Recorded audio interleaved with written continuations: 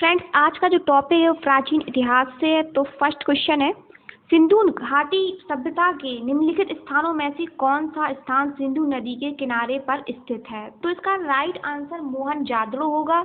इसका right answer जो पाकिस्तान के सिंध प्रांत के लड़काना जिले में सिंधु नदी के दाहिने तट पर स्थित है। इसमें लगभग यहाँ पर जो प्रत्येक घर थे वो निजी कुएं एवं स्नान घर होते थे इसमें, और यहाँ पानी के लिए नालियों की व्यवस्था थी। तो मोहनजादड़ो इसका राइट आंसर होगा। ऑप्शन बी इसका राइट आंसर होगा। नेक्स्ट क्वेश्चन देखेंगे, सिंधु घाटी सभ्यता की लिपि कौन सी है? तो इसकी लिपि अज्ञात है क्योंकि यह लिपि चित्रात्मक थी। जो यह लिपि थी इसकी वो चित्रात्मक लिपि थी, और यह लिपि अभी तक पढ़ी नहीं जा सकी है। और जो लिपि है इसकी लगभग वो 64 मूल्य चिन्ह से लगभग 250 से 400 तक अक्षर हैं इसमें, और जो सेलखड़ी की आयताकार मोहरों एवं तांबे के गुटकों आदि पर मिलते हैं।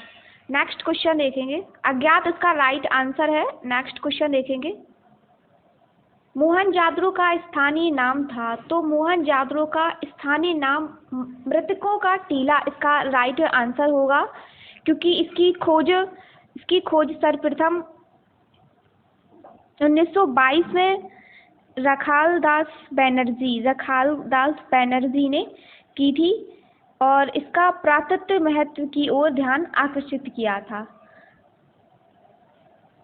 इसका ऑप्शन सी इसका राइट आंसर होगा। नेक्स्ट क्वेश्चन देखेंगे, मोहनजादड़ो में सबसे बड़ा भवन कौन सा था? तो इसका राइट आंसर धन्यागार इसका राइट आंसर होगा। Option C. और मोहनजादड़ो की जो धन्यागार की जो लंबाई है वो 45.72 कह सकते हैं इसकी लंबाई है, और जो इसकी चौड़ाई है वो 22.86 इसकी चौड़ाई है, और जो कि यहाँ का सबसे बड़ा भवन है मोहनजादड़ो का। और मोहनजादड़ो में विशाल स्नानागार की उत्तर से दक्षिण की ओर लंबाई 11.88 इसकी लंबाई है मीटर है, और पूर्व से पश्चिम की ओर इसकी चौड़ाई 7.01 इसकी मीटर चौड़ाई है। और इसका राइट आंसर धन्यागार ऑप्शन सी इसका राइट आंसर होगा। Option C.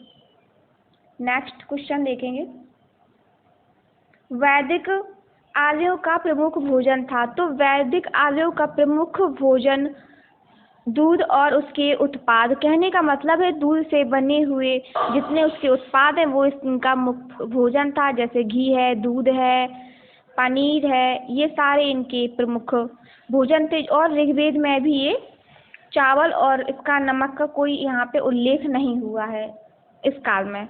नेक्स्ट क्वेश्चन देखेंगे, ऑप्शन बी इसका राइट आंसर होगा, दूध और उसके उत्पाद, दूध से बने हुए। नेक्स्ट क्वेश्चन देखेंगे, निम्नलिखित में से कौन सा अन्य मनुष्य द्वारा सबसे पहले प्रयोग होने वाले से थे? कौन से थे? तो देखेंगे जौ इसका राइट आंसर होगा, क्योंकि मनुष्य द्वारा जो साक्ष्य सबसे पहले प्राप्त हुए हैं वो जौ के ही प्राप्त हुए हैं। जौ इसका राइट आंसर होगा, जो साक्ष्य सबसे पहले प्राप्त हुए हैं वो जौ के ही हुए हैं।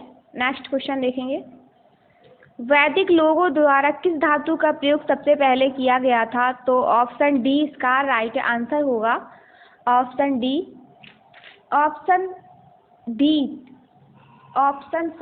सी इसका राइट आंसर होगा। ऑप्शन सी तावा इसका राइट आंसर होगा, क्योंकि ऋग्वैदिक लोगों द्वारा सर्वप्रथम तावे का ही प्रयोग किया गया था।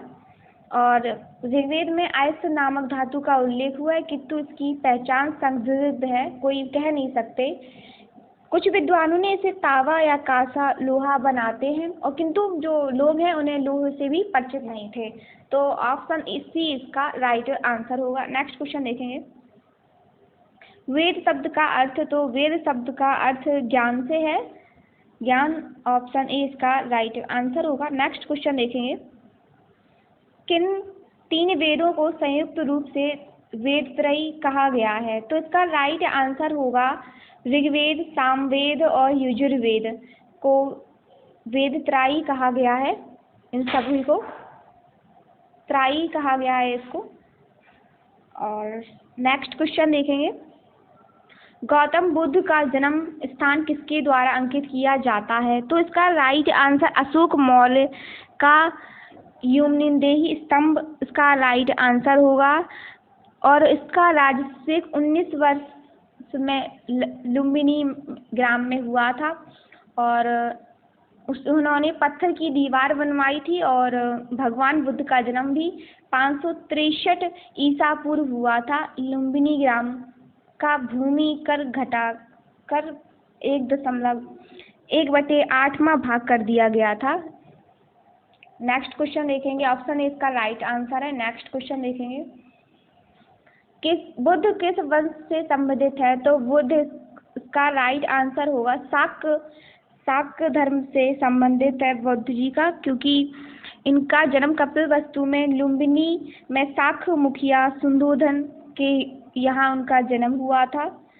और बौद्ध जी है इनके प्रवर्तक महात्मा बुद्ध शाक्य वंश से संबंधित है, इसलिए इसका right answer option C Shakya इसका राइट आंसर होगा। नेक्स्ट क्वेश्चन देखेंगे,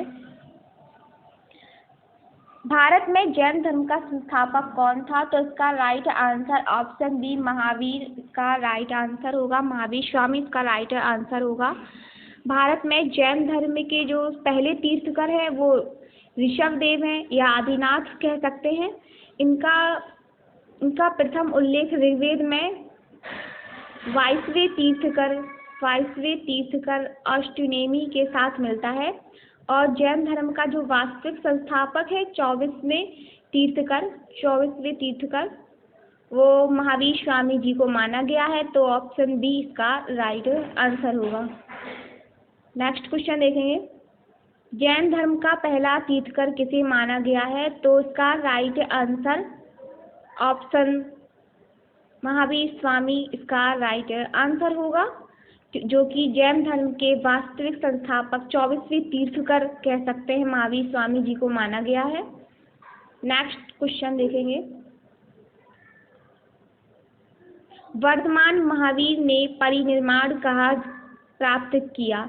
तो इसका राइट आंसर होगा जो वर्धमान महावीर जी ने मल्ल महाजनपद की राजधानी पावा या पावापुरी कह सकते हैं वहाँ पे प्राप्त किया था। ये पावापुरी बिहार राज्य के पावापुरी है जो बिहार राज्य के नालंदा जिले में स्थित है। बिहार राज्य के नालंदा जिले में स्थित है, इसलिए ऑप्शन ए इसका राइट आंसर होगा। नेक्स्ट क्वेश्चन देखेंगे, जैन साहित्य को क्या कहते हैं? तो जैन साहित्य को अंग कहते हैं। इसका राइट आंसर अंग ऑप्शन सी इसका राइट आंसर होगा। इसके अंतर्गत 12 अंग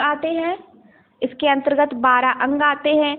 12 उपांग आते हैं और 10 प्रकीर्ण आते हैं और इसके अंतर्गत 6 छेद सूत्र आते हैं और 4 इसके अंतर्गत मूल सूत्र आते हैं।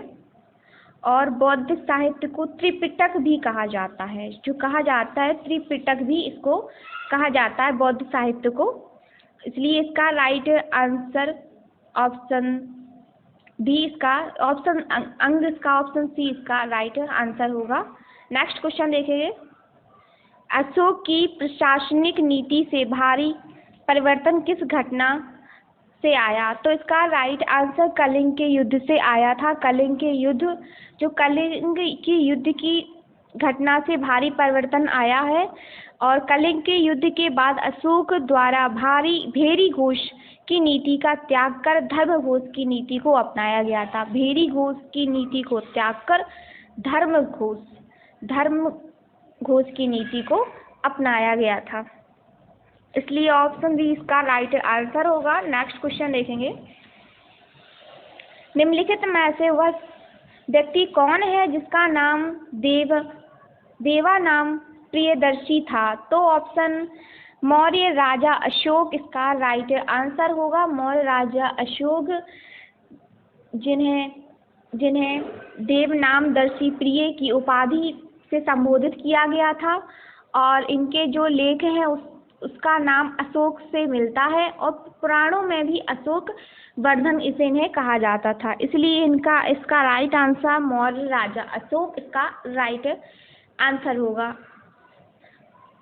नेक्स्ट क्वेश्चन देखेंगे, कलिंग युद्ध के बाद निम्न में से किसने महाराज अशोक के रूपांतरण को दर्ज किया? तो इसका right answer Lord addict XIII इसका राइट आंसर होगा।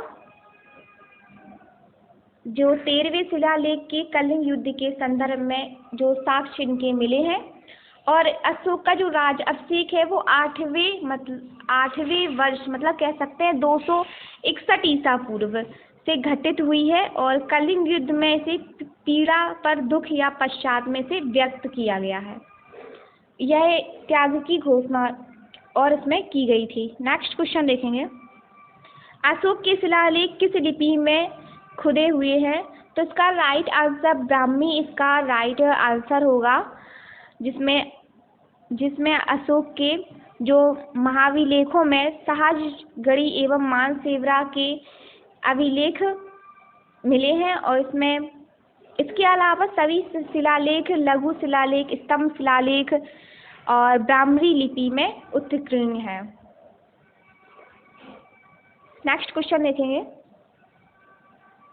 निम्न में से किसने और कब पहली बार अशोक के शिलालेखों का अर्थ स्पष्ट किया था? तो 1837 ईस्वी में जेम्स प्रिस्टिप्स ने किया था, और इन्होंने 1750 ईस्वी में ट्रिफेन थेलर महोदय द्वारा खोजा गया था, और जो प्रसिद्ध इतिहासकार हैं उन्होंने B.R. भंडारकर महोदय ने तो मात्र अभिलेखों के आधार पर अशोक का इतिहास लिखने का प्रयास किया था, और जो सबसे पहले इससे 750 ईस्वी में ट्रिफेन थेलर महोदय द्वारा इसे खोजा गया था, और अभिलेख दिल्ली तथा मेरठ अभिलेख था, और प्रसिद्ध इतिहासकारों ने इन्हें सबसे पहले अशोक के स्तंभ को लिखने का प्रयास किया था।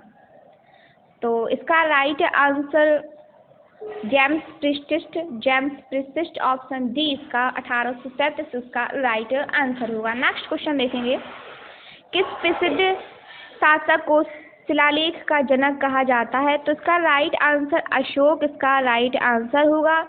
जो मौर्य वंश के शासक अशोक को शिलालेख का जनक कहा जाता है। मौर्य वंश के शासक अशोक को शिलालेख का जनक कहा जाता है, तो ऑप्शन अशोक का राइट आंसर होगा। नेक्स्ट क्वेश्चन देखेंगे, महरौली के जंग साहित्य लोह स्तंभ किसने स्थापित किया था? तो इसका राइट आंसर होगा चंद्रगुप्त इसका राइट आंसर होगा। जो महरौली का लोह स्तंभ गुप्त शासक चंद्रगुप्त द्वितीय ने बनवाया था। जो यह स्तंभ गुप्तकालीन धातु विज्ञान के समर्जित होने पर जलवंत प्रमाण था, और गुप्त इसका राइट आंसर होगा। नेक्स्ट क्वेश्चन देखेंगे, गुप्त राजा जिसने विक्रमादित्य की पदवी ग्रहण की थी? तो उसका राइट आंसर चंद्रगुप्त द्वितीय इसका राइट आंसर होगा। जो विक्रमादित्य की इन्हें पदवी दी गई थी, इनकी माता का नाम दत्ता देवी, और इस काल को गुप्त काल या स्वर्ण युग के नाम से भी इसे माना जाता है। नेक्स्ट क्वेश्चन देखेंगे, हरिशेन निम्नलिखित राजाओं में से किसका राजकवि था? तो इसका राइट आंसर समुद्रगुप्त इसका राइट आंसर होगा। समुद्रगुप्त का राजकवि था, और हरिशेन ने इलाहाबाद प्राश्चित लेख की रचना की थी। जो हरिश्चंद्र थे उन्होंने प्रायश्चित लेख की रचना की थी। और समुद्रगुप्त को भारत का नेपोलियन भी कहा जाता था। और समुद्रगुप्त ने अश्वमेधकर्ताओं की उपाधि धारण की थी, इसलिए इसे राजकवि कहा जाता था। और इसे कविराज कहा जाता था। तो ऑप्शन ए इसका राइट आंसर होगा। नेक्स्ट क्वेश्चन देखेंगे। लक्षवी दायित्व किसे कहते हैं? तो इसका राइट आंसर समुद्रगुप्त को कहते हैं। और इसमें देखेंगे जो लक्षवी दायित्व समुद्रगुप्त को कहते हैं, क्योंकि समुद्रगुप्त के प्रयाग अभिलेख ने से लक्ष्मी दायित्व कहने का मतलब है लक्ष्मी कन्या से उत्पन्न बताया गया है। समुद्रगुप्त की माता का नाम कुमार देवी था। जो समुद्रगुप्त थी उनकी माता का नाम कुमार देवी था, इसलिए इसका राइट आंसर समुद्रगुप्त इसका राइट आंसर होगा। नेक्स्ट क्वेश्चन देखेंगे। निम्नलिखित में से किसको अपनी विजयों के कारण भारत का नेपोलियन कहा जाता था? तो इसका राइट आंसर समुद्रगुप्त इसका राइट आंसर होगा, जिन्हें अपनी विजयों के कारण भारत का नेपोलियन कहा जाता था, क्योंकि समुद्रगुप्त ने अपने शासन के दौरान कई युद्धों का सामना किया, परंतु उसमें उसकी जो पराजय है वो किसी भी युद्ध में नहीं हुई थी। इसी कारण उसे इतिहासकार का विसेंट सिमथ ने उसे भारत का नेपोलियन कहा था। विसेंट सिमथ ने उसे भारत का नेपोलियन कहा था, इसलिए इसका राइट आंसर समुद्रगुप्त, जिन्हें भारत का नेपोलियन कहा गया था। तो ऑप्शन डी इसका राइट आंसर होगा। Thank you. Please subscribe.